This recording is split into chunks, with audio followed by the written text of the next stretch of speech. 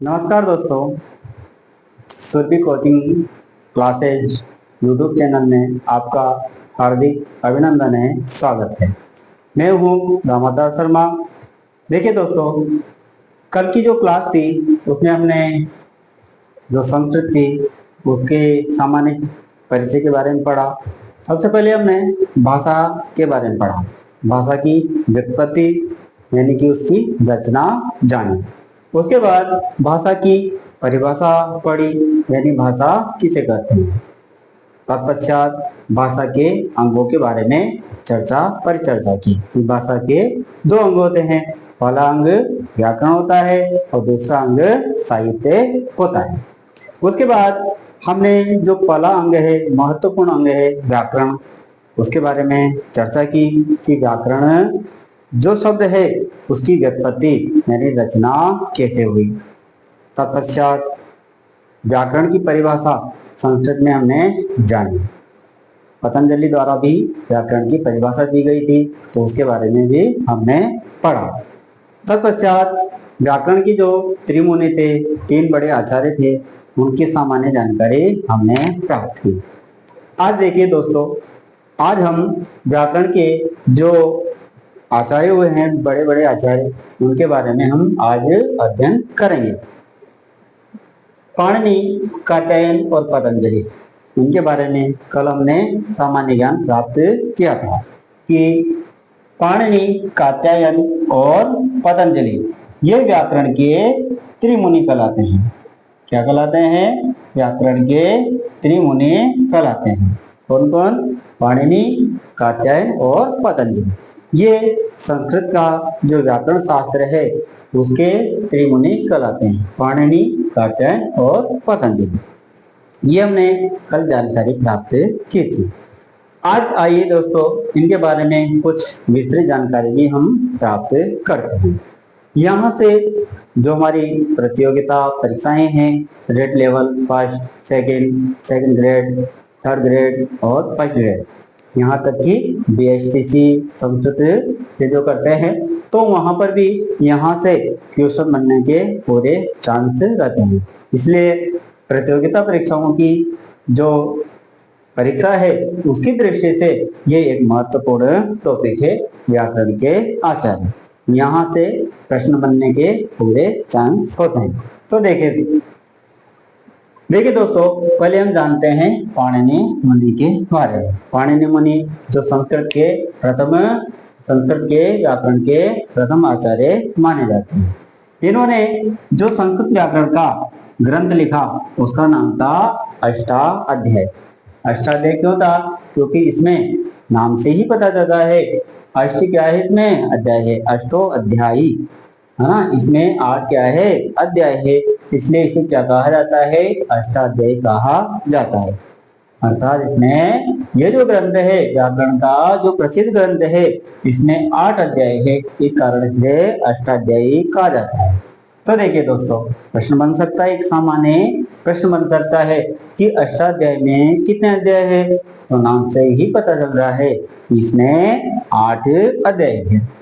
तो देखिए, अष्टाध्यायी के रचनाकार कौन है? तो रचनाकार कौन है? पाणिनि। जब पूछा गया पाणिनि की जो प्रसिद्ध रचना है वो क्या है, तो हम कहेंगे अष्टाध्यायी पाणिनि की प्रसिद्ध रचना है। उपनाम की बात करते हैं दोस्तों। देखिए, पाणिनि जो मुनि हुए, इनके अलग अलग उपनामों से इनको जाना गया। पहला उपनाम हमने देखा क्या है? सूत्रकार। सूत्रकार क्यों कहते हैं? क्योंकि पाणिनि मुनि ने जो अष्टाध्यायी लिखा है, पाणिनि मुनि ने जो क्या लिखा है? अष्टाध्यायी लिखा है। उसमें अनेक प्रकार के सूत्रों का प्रयोग किया है, यानी सूत्रों में बंधा हुआ क्या है? ये ग्रंथ है। तो सूत्रों की रचना की, इस कारण से इन्हें क्या कहा जाता है? सूत्रकार कहा जाता है। प्रश्न बन जाए कि सूत्रकार किस प्रसिद्ध आचार्य को, किस व्याकरण के प्रसिद्ध आचार्य को कहा जाता है? तो हम कह सकते हैं किसे कहा जाता है? पाणिनि मुनि को कहा जाता है। आगे चलते हैं दोस्तों। देखिए, दूसरा इनका उपनाम है दाक्षीपुत्र। दाक्षीपुत्र क्यों कहते हैं? क्योंकि नाम से ही पता चल रहा है दाक्षी का क्या है? पुत्र है। यानी कि पाणिनि मुनि की जो माता थी वो उनका नाम क्या था, दाक्षी था, और उनके पुत्र थे, इस कारण से क्या कहलाए, दाक्षी पुत्र कहलाए। तो दाक्षी पुत्र के नाम से किन्हें जाना जाता है, तो किन्हें जाना जाता है, पाणिनि मुनि को जाना जाता है। अगला देखिए, सालातुरीय। पाणिनि मुनि का जहां जन्म हुआ ऐसी किंवदंती है, कहा जाता है कि पाणिनि मुनि का जहां जन्म हुआ है उस ग्राम का नाम सालातुर ग्राम था। पाणिनि मुनि का जहां जन्म हुआ है उस गांव का नाम क्या था, सालातुर ग्राम था। तो सालातुर गांव में पाणिनि मुनि का क्या हुआ, जन्म हुआ, इस कारण से ये क्या कहलाए, सालातुरीय कहलाए। यानी सालातुर गांव में जन्म लेने वाले, सालातुर ग्राम में जन्म लेने वाले क्या कहलाए, सालातुरीय कहलाए। तो देखिए दोस्तों, हमें इन उपनामों का भी हमें क्या करना है, ध्यान रखना है, क्योंकि प्रश्न यहाँ से बनता है, दाक्षी पुत्र किसे कहा जाता है, सूत्रकार किसे कहा जाता है, या सालातुरीय किसे कहा जाता है। तो हम कर सकते हैं सूत्रकार, यानी अष्टाध्यायी में पाणिनि मुनि ने अनेक प्रकार के सूत्र लिखे, इसलिए पाणिनि मुनि को सूत्रकार कहा जाता है। आगे दाक्षी पुत्र, पाणिनि मुनि की माता का नाम क्या था, दाक्षी था, इस कारण से उन्हें दाक्षी पुत्र भी कहा जाता है। तीसरा, सालातुरीय। सालातुरीय मतलब इनका सालातुर नामक गांव में क्या हुआ है, जन्म हुआ है, ये वहां के निवासी है, इस कारण से पाणिनि मुनि को सालातुरीय भी कहा जाता है। आगे चलते हैं दोस्तों, व्याकरण की जो दूसरे आचार्य हुए उनका नाम था कात्यायन। कहीं कहीं पर ऐसा कहा गया है कि ये जो कात्य शब्द है ये इनका गोत्र विशेष है, मतलब कात्य जो शब्द है, कात्यायन शब्द में जो कात्य शब्द है ये इनका गोत्र माना जाता है, कि इनका गोत्र है, इसलिए इनका नाम क्या रखा गया, कात्यायन रखा गया।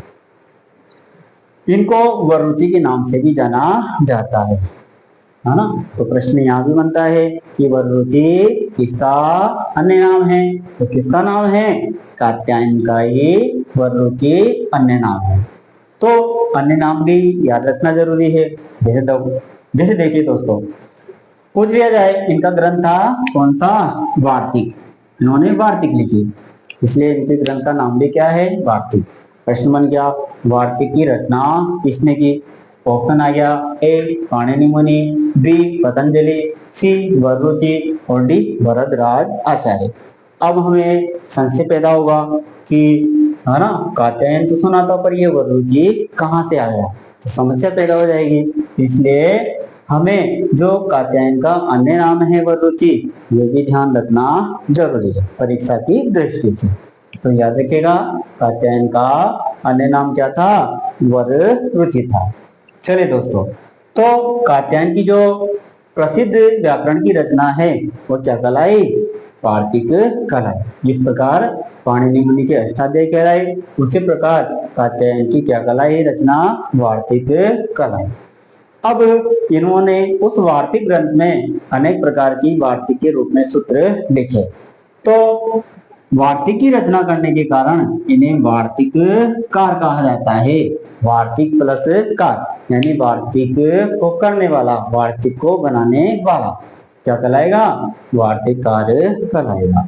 तो यहाँ से भी प्रश्न बनता है कि वार्तिककार किसे कहा जाता है, तो हमारा उत्तर होना चाहिए कात्यायन। वार्तिककार किसे कहा जाता है, कात्यायन को कहा जाता है। यदि ऑप्शन में कात्यायन न होकर वरुचि दे दे तो हमारा सही आंसर क्या होगा, वरुचि हो। चलिए दोस्तों, तीसरा पतंजलि। कल हमने इनके बारे में चर्चा की कि इन्होंने एक बहुत प्रसिद्ध ग्रंथ लिखा था, योग सूत्रम। उस योग सूत्रम की प्रेरणा से आज हमारा जो भारत है, तो इस भारत में बहुत सारे लोग योग से जुड़े हुए हैं। तो पतंजलि ने व्याकरण का एक शास्त्र भी लिखा है, इसलिए व्याकरण के एक आचार्य भी कहलाते हैं। तो पतंजलि का जो व्याकरणिक ग्रंथ है वो क्या था, महाभाष्य था। यानी पतंजलि ने जो व्याकरण का प्रसिद्ध ग्रंथ लिखा वो ग्रंथ क्या था, महाभाष्य था। है ना। प्रश्न बने कि महाभाष्य के रचनाकार या रचयिता कौन थे, तो हम कह सकते हैं कौन थे, पतंजलि थे। अब महाभाष्य की इन्होंने क्या की, रचना की, इस कारण से इन्हें महाभाष्यकार कहा जाता है। क्या कहा जाता है, महाभाष्यकार, यानी महाभाष्य की रचना करने वाले। जैसे वार्तिक की रचना करने वाले वार्तिककार कहलाए, कौन, कात्यायन और वरुणि। वैसे ही महाभाष्य की रचना करने वाले क्या कहलाए, महाभाष्यकार। प्रश्न बने कि महाभाष्यकार किसे कहा जाता है, तो हम कह सकते हैं किसे कहा जाता है, पतंजलि को ही महाभाष्यकार कहा जाता है। तो देखिए दोस्तों, ये व्याकरण के 3 प्रमुख आचार्य हुए, इसलिए इन्हें व्याकरण के त्रिमुनि कहा जाता है। क्या कहा जाता है, व्याकरण के त्रिमुनि, व्याकरण के त्रिमुनि। तो याद रखिएगा कि व्याकरण के त्रिमुनि कौन कौन है, पाणिनि, कात्यायन और पतंजलि। आगे देखिए, अगले जो आचार्य हुए उनका नाम था भट्टोजी दीक्षित। व्याकरण के जो अन्य आचार्य हुए उनमें जो आचार्य प्रसिद्ध आचार्य है उनका नाम है भट्टोजी दीक्षित। भट्टोजी दीक्षित ने जो व्याकरण का ग्रंथ लिखा उसका नाम था व्याकरण सिद्धांत कौमुदी। क्या नाम था दोस्तों, व्याकरण सिद्धांत कौमुदी। कहीं कहीं पर इसका नाम सिद्धांत कौमुदी भी मिलता है। तो पूछा जाए भट्टोजी दीक्षित का जो व्याकरणिक ग्रंथ है उसका नाम क्या है, तो हम कह सकते हैं व्याकरण सिद्धांत कौमुदी। यदि ऑप्शन में नहीं हो और सिद्धांत कौमुदी हो तभी हमें सिद्धांत कौमुदी ही मानना चाहिए, क्योंकि इसके 2 नाम मिलते हैं, व्याकरण सिद्धांत कौमुदी भी मिलता है और सिद्धांत कौमुदी भी मिलता है। तो ध्यान रखिएगा दोस्तों कि रचना पूछे तो रचनाकार का नाम याद रखिए, रचनाकार पूछे, रचनाकार दे तो उनकी रचना के बारे में हमें जानकारी होनी चाहिए। तो भट्टोजी दीक्षित ने व्याकरण का कौन सा ग्रंथ लिखा, व्याकरण सिद्धांत कौमुदी लिखा या सिद्धांत कौमुदी लिखा, या सिद्धांत कौमुदी के रचनाकार कौन हुए, तो हम कह सकते हैं भट्टोजी दीक्षित हुए। अंत में देखिए दोस्तों, अंत में जो प्रसिद्ध आचार्य हुए व्याकरण के उनका नाम है वरदराज आचार्य। आज की जो व्याकरण हम पढ़ते हैं उसकी दृष्टि से वरदराज आचार्य का प्रमुख स्थान है। क्यों है, देखिए आज के जो हम व्याकरण के अंदर सूत्र पढ़ते हैं अधिकांश जो सूत्र है वह लघु सिद्धांत कौमुदी के ही है। क्यों है, इसका कारण हम अभी जानेंगे। तो देखिए दोस्तों, व्याकरण के जो 5वें आचार्य हुए उनका नाम था वरदराज आचार्य। क्या नाम था उनका, वरदराज आचार्य। उन्होंने 2 ग्रंथ लिखे दोस्तों। कितने ग्रंथ लिखे, 2। पहले ग्रंथ का नाम था मध्य सिद्धांत कौमुदी। क्या नाम था, मध्य सिद्धांत कौमुदी। और दूसरा जो ग्रंथ था उसका नाम था लघु सिद्धांत कौमुदी। दूसरे ग्रंथ का नाम क्या था, लघु सिद्धांत कौमुदी। दोनों प्रसिद्ध क्या है, ग्रंथ है। पूछा जाए मध्य सिद्धांत कौमुदी के रचनाकार कौन थे, तो कौन थे, वरदराज आचार्य। ये पूछा जाए कि लघु सिद्धांत कौमुदी के रचनाकार कौन थे, तो हम कह सकते हैं कौन थे, वरदराज आचार्य थे। यह है ना। विपरीत प्रश्न बने कि वरदराज आचार्य की रचना कौन सी है, ऑप्शन में दे दे मध्य सिद्धांत कौमुदी तो उसे सही मानना चाहिए। यदि ऑप्शन में दे दे लघु सिद्धांत कौमुदी तो उसे सही मानना चाहिए। अब देखिए दोस्तों, लघु सिद्धांत कौमुदी मुख्य ग्रंथ क्यों है, क्योंकि ऐसा कहा जाता है संस्कृत व्याकरण के अंतर्गत ऐसा कहा जाता है कि अष्टाध्यायी पाणिनि मुनि का जो अष्टाध्यायी ग्रंथ है इसको समझने के लिए, इस पाणिनि के अष्टाध्यायी ग्रंथ को समझने के लिए लघु सिद्धांत कौमुदी का ज्ञान अनिवार्य है।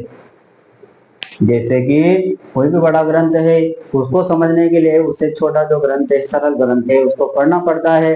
वैसे ही अष्टाध्यायी एक कठिन स्तर का ग्रंथ है, तो उसे समझने के लिए पहले किसका ज्ञान होना जरूरी है, लघु सिद्धांत कौमुदी का ज्ञान होना जरूरी है। एक उक्ति भी आती है, पाणिनीय प्रवेशाय लघु सिद्धांत कौमुदी, यानी पाणिनीय, पाणिनि की जो रचना है कौन सी अष्टाध्यायी, प्रवेश आए उसमें प्रवेश करने के लिए यानी उसको जानने के लिए लघु सिद्धांत कौमुदी मतलब लघु सिद्धांत कौमुदी का ज्ञान अनिवार्य है। लघु सिद्धांत कौमुदी का अध्ययन अनिवार्य है, उसको पढ़ना चाहिए। यानी अष्टाध्यायी को यदि आप सीखना चाहते हो, उसको समझना चाहते हो, तो आपको लघु सिद्धांत कौमुदी का ज्ञान अनिवार्य है। तो देखिए दोस्तों, यहाँ पर हमने व्याकरण की क्या पढ़ रहे हैं, आचार्य पढ़ रहे हैं।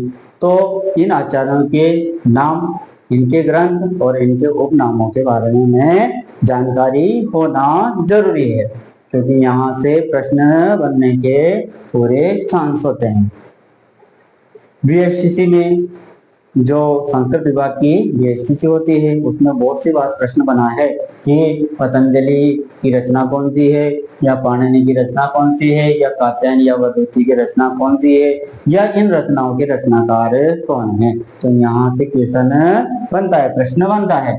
तो इस है ना, इन आचार्यों और उनके ग्रंथों का ज्ञान हमें अनिवार्य है और इनके उपनाम भी हमें सीखने हैं। ठीक है दोस्तों, एक बार फिर देख लीजिए, पाणिनि मुनि ने कौन सा ग्रंथ लिखा, अष्टाध्यायी। यदि उपनाम के बारे में पूछे तो इन्होंने अष्टाध्यायी में सूत्र लिखे, इस कारण से इन्हें सूत्रकार कहा जाता है। दाक्षी के पुत्र थे इसलिए दाक्षी पुत्र कहलाए। सालातोर इनका गांव था, इस कारण से ये सालातोर ये कहलाए। दूसरे आचार्य कात्यायन, जिनका अन्य नाम क्या है, वररुचि। कात्यायन का अन्य नाम क्या है, वररुचि। इन्होंने क्या लिखा, वार्तिक नामक ग्रंथ लिखा। इस कारण से वार्तिक की रचना करने के कारण इन्हें क्या कहा जाता है, वार्तिककार कहा जाता है। तीसरे आचार्य पतंजलि हुए, जिन्होंने व्याकरणिक जो ग्रंथ लिखा उसका नाम था महाभाष्य। महाभाष्य के रचनाकार थे, इस कारण से ये क्या कहलाए, महाभाष्यकार कहलाए। इसके बाद में हमने पढ़ा भट्टोजी दीक्षित, ये भी व्याकरण के आचार्य हुए हैं। इन्होंने जो ग्रंथ लिखा उसका नाम था व्याकरण सिद्धांत कौमुदी, जिसे सिद्धांत कौमुदी भी कहा जाता है। आगे हमने पढ़ा दोस्तों वरदराज आचार्य। इन्होंने दो ग्रंथ लिखे, मध्य सिद्धांत कौमुदी और दूसरा ग्रंथ था लघु सिद्धांत कौमुदी। दोनों ग्रंथों में से महत्वपूर्ण ग्रंथ लघु सिद्धांत कौमुदी माना जाता है, क्योंकि एक उक्ति जो कि मैंने आपको बताई, पाणिनि या प्रवेशाय लघु सिद्धांत कौमुदी, यानी पाणिनि के अष्टाध्यायी पढ़ने के लिए लघु सिद्धांत कौमुदी का ज्ञान अनिवार्य है। एक बात और ध्यान रखिए, व्याकरण के त्रिमुनि कौन हुए, पाणिनि, कात्यायन और पतंजलि। एक बात जो कल हमने चर्चा की थी कल के वीडियो में, कि पाणिनि मुनि के बाद में कौन हुए थे, कात्यायन हुए थे। कात्यायन के बाद में पतंजलि हुए थे। तो जैसे पाणिनि मुनि के सूत्रों में, नियमों में कोई संशय हो तो फिर कात्यायन का जो नियम है वह सर्वश्रेष्ठ मानना चाहिए। यदि कात्यायन के नियम या सूत्र में कोई संशय हो तो पतंजलि का नियम या सूत्र प्रमाणिक मानना चाहिए। यानी उत्तरोत्तर जो प्रमाण दिया गया है, उत्तरोत्तर जो आचार्य हुए हैं उनका जो सूत्र है या नियम है उसे ही प्रमाण मानना चाहिए, यानी प्रामाणिक मानना चाहिए। ऐसा संस्कृत व्याकरण ग्रंथ के अंतर्गत कहा गया है। ठीक है दोस्तों, आज हमने इन व्याकरण के आचार्य के बारे में जानकारी प्राप्त की। अब आप इसका स्क्रीनशॉट ले सकते हैं।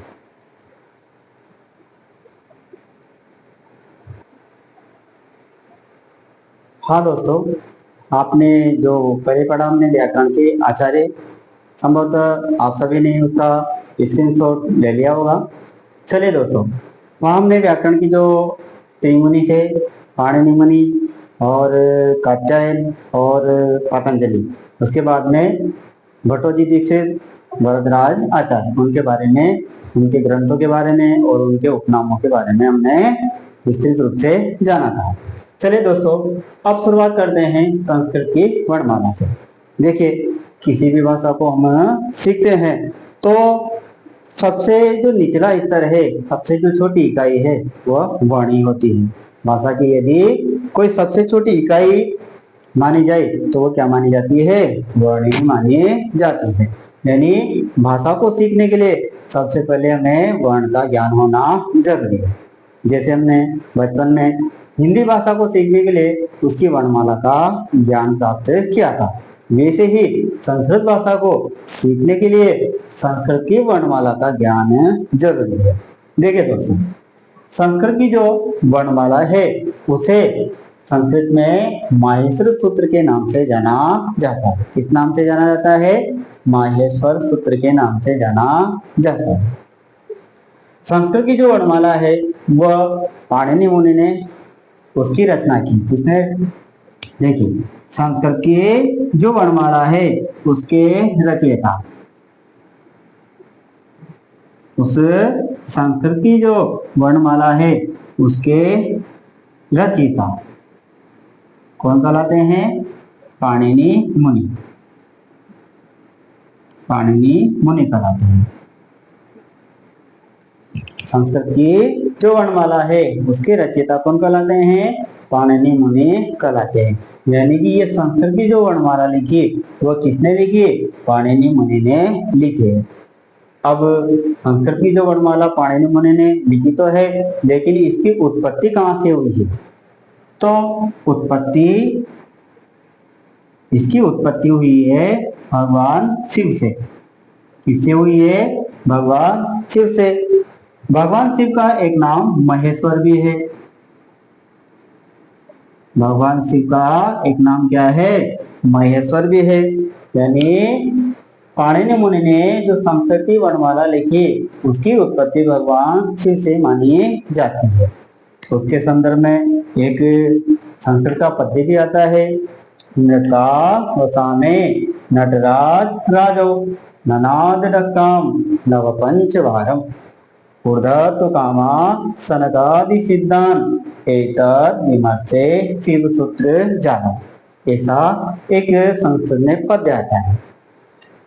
ये पद्य प्रमाणित करता है कि जो माहेश्वर सूत्र है या तो संस्कृत की वर्णमाला है, इसकी उत्पत्ति भगवान शिव के डमरू से हुई है, यानी भगवान शिव से हुई है। देखो दोस्तों, यहाँ कहा गया है कि नृतावसाने, नृत्य के अवसान होने पर, समाप्ति होने पर, यानी भगवान शिव जो कि कौन सा नृत्य करते हैं? तांडव। कौन सा नृत्य करते हैं? तांडव नृत्य करते हैं। तो एक बार उन्होंने तांडव नृत्य किया और उस तांडव नृत्य की समाप्ति पर उनका जो डमरू था उसको बजाया। किसको बजाया? उनके डमरू को बजाया और उस डमरू से जो ध्वनियां निकली उसको पाणिनि मुनि ने लिपिबद्ध किया। यानी भगवान शिव ने तांडव नृत्य किया, उसके बाद उनका जो डमरू था उसको बजाया और उससे जो ध्वनि निकली उससे पाणिनि मुनि ने संस्कृत की वर्णमाला, जिसे माहेश्वर सूत्र कहा जाता है, उसकी रचना की। देखिए, भगवान शिव का एक अन्य नाम क्या है? महेश्वर है और भगवान शिव से संस्कृत की वर्णमाला की उत्पत्ति मानी जाती है। तो ये डमरू किसका था? भगवान शिव का था। इस कारण से जो संस्कृत की वर्णमाला है उसे माहेश्वर सूत्र भी कहा जाता है। क्यों कहा जाता है? क्योंकि महेश्वर से क्या हुए? उत्पन्न हुए हैं। इस कारण से इन्हें माहेश्वर सूत्र भी कहा जाता है। देखिए, संस्कृत की जो वर्णमाला है इन्हें 14 प्रकार के सूत्रों में लिपिबद्ध किया है। कितने प्रकार के सूत्रों में? 14 प्रकार है। यहाँ तो हमने देखो दोस्तों, समझने की दृष्टि से इन्हें अलग अलग करके लिखा है, जैसे अ ई उ ण अलग अलग करके लिख दिया, लेकिन वस्तुतः ये सब एक सूत्र में बने हुए हैं। जैसे अ ई उण एक सूत्र में लिखे हुए हैं, केवल समझने की दृष्टि से हमने इनको अलग अलग लिख दिया। तो देखिए, संस्कृत की वर्णमाला क्या है? अ ई उ ण अयुण। क्या कहा जाता है इसे? अयुण। इसके बाद क्या है? रि ऋ क ऋलिक। क्या कहा जाएगा इसे? ऋलिक। बहुत सारे विद्यार्थियों की समस्या होती है कि सर माहेश्वर सूत्रों को याद करना क्या है, बहुत कठिन है। लेकिन दोस्तों, कोई कठिनाई नहीं है, बस ये है कि उसको क्रम से याद किया जाए। पहले एक एक वाणी याद करो, फिर उनको एक साथ उनका उच्चारण करो। कोई दिक्कत नहीं है, नहीं आएगी, आराम से याद हो। देखिए अ ई ओ ण पहला सूत्र क्या बोलेंगे हम, अ ई ओ ण। देखिए दोस्तों, यदि हमें संस्कृत की व्याकरण सीखनी है तो उसका आधार क्या है, संस्कृत की वर्णमाला ही है, यानी माहेश्वर सूत्र है। यदि हमें माहेश्वर सूत्रों का ज्ञान नहीं है तो हम संस्कृत की व्याकरण को बिल्कुल भी नहीं सीख सकते। यदि संस्कृत की व्याकरण सीखनी है तो हमें किसका ज्ञान होना जरूरी है, माहेश्वरी सूत्रों का ज्ञान होना जरूरी है, उनका कंठस्थीकरण करना जरूरी है, यानी उनको याद करो। तो देखिए दोस्तों, इन्हें क्रम से बोलेंगे और एक एक बोलेंगे। अ इ ओ ण पहला सूत्र क्या है, अ इ ओ ण। अब एक साथ बोलेंगे आई गुण, क्या कहेंगे इन्हें, आई गुण। उसके बाद री री क, क्या कहेंगे इन्हें, री री क, लिख। फिर है ए ओंग, एवं, वो से इसको ड बोलते हैं, ड नहीं है, ग है, क ख ग ग ग, तो ग है, ए ओ ग, एवं बोलेंगे। अगला सूत्र है ए ओ च, बहुत से ऐसे बोलते हैं, जबकि ये उच्चारण क्या है, गलत है, क्योंकि ए तो ये है, ये क्या है, आई, ये ओ है और ये क्या है, औ, तो इसका शुद्ध उच्चारण होगा आई औ च। क्या बोलेंगे इसको, आई औ च, आई औ च। फिर इसके बाद देखिए पांचवा सूत्र है ह य व र ट, हाय वरट। एक साथ बोलेंगे तो क्या कहेंगे इसे, हाय वरट। लेकिन एक साथ पहले नहीं बोलना है, पहले तो क्या करना है, एक एक वर्ण में बोलना है, ह य व र ट, हाय वरट।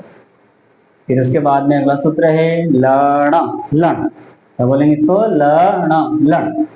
इसके बाद देखिए ञे ङ ञे म ग ण न म, यमगणनम, क्या बोलेंगे इसको, ञ, इसको बोलते हैं च छ ज ज ञ, ञ म ग ण न म, यमगणनम, ऐसे इसका शुद्ध उच्चारण होगा। आठवां सूत्र है झ भ य, झ भ य, क्या बोलेंगे इसको, झवय, झ भ य, झवय। नवा सूत्र है दोस्तों घ ड़ ध स, घड़धस। क्या है नवा सूत्र, घ ड़ ध स, घड़धस। अगला सूत्र है ज ब ग ड़ द स, जबगड़धस। क्या है अगला सूत्र, ज ब ग ड़ द स, जबगड़धस। इसके बाद में सबसे बड़ा सूत्र है 11वां, इसमें बहुत सारे वर्ण हैं, ख फ छ ठ थ, शुद्ध उच्चारण, शुद्ध उच्चारण क्या होगा, ख फ छ ठ थ, ख फ छ ठ थ। फिर च ट त व, चटतम, ख फ छ ठ थ, ख फ छ ठ थ, च ट त व, चटतो। इसके बाद में अगला सूत्र है 12वां, क प य, कपय। 13वां सूत्र है दोस्तों स स स र, स श स र, ये शुद्ध उच्चारण है इसका, स स स र, स स सर। एक साथ बोलेंगे तो क्या बोलेंगे इसको, स स सर। फिर अगला है ह ल, हल। इस प्रकार इनका उच्चारण होगा। तो देखिए दोस्तों, हम व्याकरण पढ़ रहे हैं तो व्याकरण से पहले हमें संस्कृत की वर्णमाला का ज्ञान होना अनिवार्य है, क्योंकि ये व्याकरण का आधार है। बिना संस्कृत वर्णमाला के हम, बिना माय सूत्रों के हम संस्कृत की व्याकरण को नहीं सीख सकते। तो इनको पहले हमें क्या करना है, याद करना है। तो देखिए दोस्तों, ये संस्कृत की क्या है, वर्णमाला है। अब हम चर्चा कर रहे थे माहेश्वरी सूत्रों से संबंधित जो पद है। हमने कहा कि ये माहेश्वरी सूत्र कहाँ से उत्पन्न हुए, भगवान शिव के डमरू से। इसकी रचना किसने की, पाणिनि मुनि ने। अब क्या प्रमाण है, तो उसके प्रमाण के लिए यह पद्य यानी श्लोक दिया गया है। क्या कहा गया है, नृतावसाने, नृत्य के अवसान में, नृत्य की समाप्ति पर, नटराज राजो, नटों का, राजाओं का भी राजा भगवान शिव। नटराज राजो किसे कहा जाता है, भगवान शिव को कहा जाता है। भगवान शिव क्या है, नटों के राजाओं के भी क्या है, राजा है।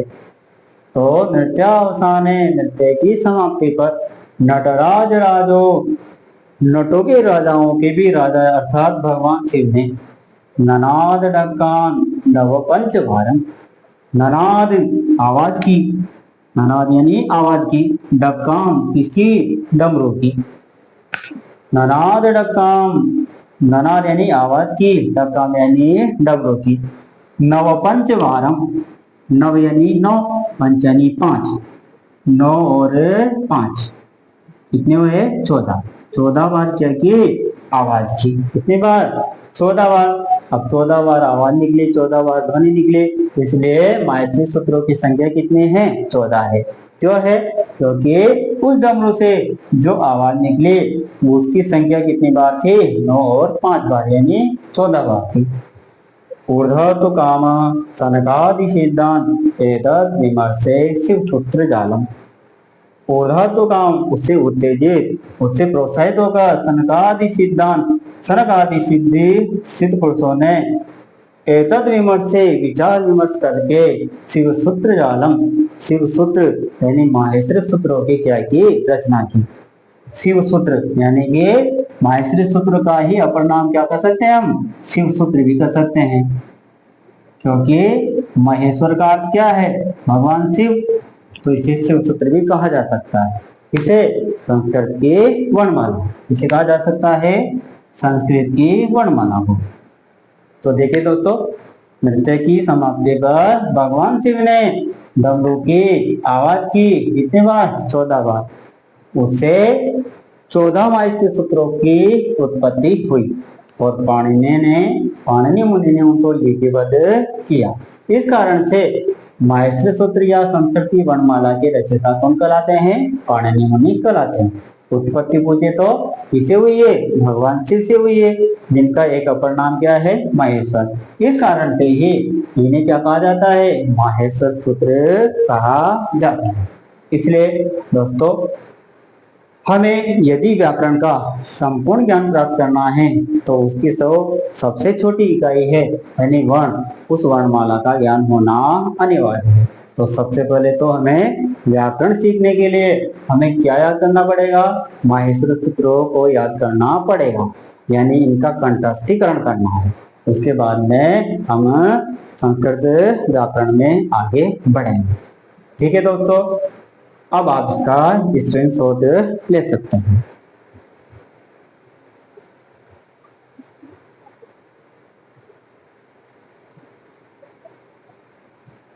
ठीक है दोस्तों, आपने इसका स्क्रीनशॉट ले लिया होगा संभवतः। अब हम आगे की वीडियो में इसके आगे की क्रमबद्ध जानकारी देंगे, यानी संस्कृत व्याकरण की आगे हम उसके बारे में चर्चा परिचर्चा करेंगे, आगे अध्यापन कार्य करेंगे, अध्ययन अध्यापन कार्य होगा। इसे आगे की जो वीडियो है उससे जुड़े रहने के लिए आप हमारा जो YouTube चैनल है शुद्धि क्लासेस, यदि इसे सब्सक्राइब नहीं किया है तो इसे सब्सक्राइब करें। यदि आज का वीडियो आपको पसंद आया हो तो इसे लाइक करें और अपने दोस्त जो कि प्रतियोगिता परीक्षाओं से जुड़े हुए हो उनके साथ शेयर करें, उन्हें भेजें, ताकि वो भी इस वीडियो का लाभ ले सकें। ठीक है, धन्यवाद।